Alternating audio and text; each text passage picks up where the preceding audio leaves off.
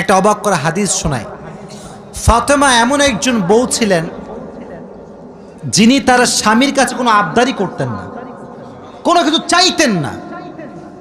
তো একদিন স্বামী আসছে, আলী এসে বলছে, এই ফাতেমা, তুমি আমার কাছে কোনো কিছু চাও না কেন? কিচ্ছুই চাও না, আমি চাই তোমাকে দিতে, তুমি নিতেই চাও না। আজকে তুমি এমন একটা কিছু চাইবা যেটা খাওয়ার জিনিস হবে, আমি তোমাকে নিয়ে এসে খাওয়াবো, আমি তোমাকে নিয়ে এসে।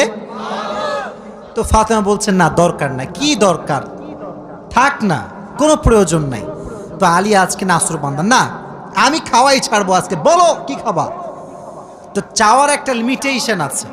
উনি বললেন, আমার কিচ্ছু লাগবে না, জাস্ট বাজার থেকে একটা আনার নিয়ে আসবেন। কি নিয়ে আসবেন? তো আলী রাদিয়াল্লাহু তাআলা আনহু বলছে, ঠিক আছে যাও, আমি যাচ্ছি তোমার জন্য